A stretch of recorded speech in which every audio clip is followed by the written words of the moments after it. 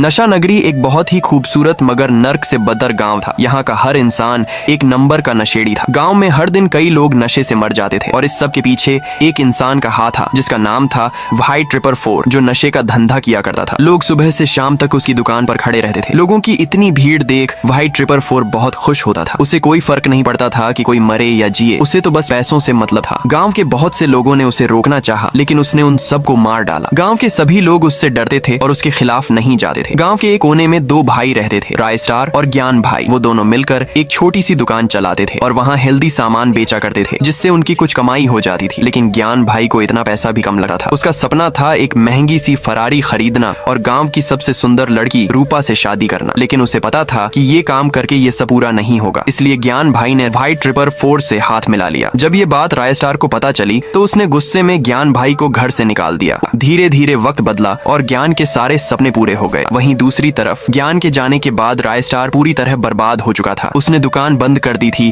और अब वो अपने छोटे से खेत में और खेती करता था। उसे ये करता देख ज्ञान भाई रोज हंसता था, लेकिन उसे क्या पता था कि ये खुशी जल्दी ही गम में बदलने वाली थी। एक दिन अचानक गांव की सारी जवान लड़कियां गांव से गायब होने लगी। गांव वाले बहुत परेशान थे। उसी रात गांव के एक आदमी रमेश चाचा ने देखा कि वाइट ट्रिपर फोर के गुंडे आए और गांव की एक लड़की को उठा ले गए। अगले सुबह जब गांव वाले उस लड़की को ढूंढ रहे थे, तभी रमेश चाचा आए और बोले, कल मैंने देखा था उस लड़की को वाइट ट्रिपर फोर के गुंडों ने किडनैप किया है। गांव वाले ये बात सुनते ही गुस्से में आ गए और हथियारों के साथ वाइट ट्रिपर फोर के महल की तरफ बढ़े। जैसे ही वो लोग महल में पहुंचे, वहाँ कोई नहीं था। तभी उनकी नजर पड़ी एक कोने में, जहाँ ज्ञान भाई लेटा हुआ था और उसके बगल में गांव की लड़कियां थीं। पूछताछ करने पर लड़कियों ने बताया कि ज्ञान ने उनके साथ गलत काम किया है। गांव के लोग और गुस्से में आ गए और उन्होंने ज्ञान भाई को गांव के बीच ले जाकर उसका सिर काट दिया। राय स्टार भी यहीं था, लेकिन वो कुछ नहीं कर सका। उस रात जब गांव शांत था, तब गांव के कुछ लोगों ने तो अपने अपने घरों के सामने से किसी को गुजरते हुए देखा और उसे देखते ही उनकी मौत हो गई। उस वक्त राय स्टार ज्ञान भाई की मौत के गम में अकेला बैठा रो रहा था। तभी उसे ऐसा लगा कि कोई उसे खिड़की से देख रहा हो। राय स्टार घर से बाहर निकला और देखा तो एक अजीब सा आदमी एक कोने में बैठा रो रहा था। राय स्टार उसके पास गया तो पता चला कि वो और कोई नहीं, ज्ञान भाई की सिर कटी आत्मा थी। उसने कहा, राय स्टार, मैं बेकसूर हूँ, मुझे वाइट ट्रिपर फोर ने फंसाया है। राय स्टार ने कहा, मैं कैसे मान लूं? तभी ज्ञान भाई ने उसे एक कहानी सुनाई। एक रात की बात है, मैं वाइट ट्रिपर फोर से मिलने उसके घर गया था। तभी मैंने देखा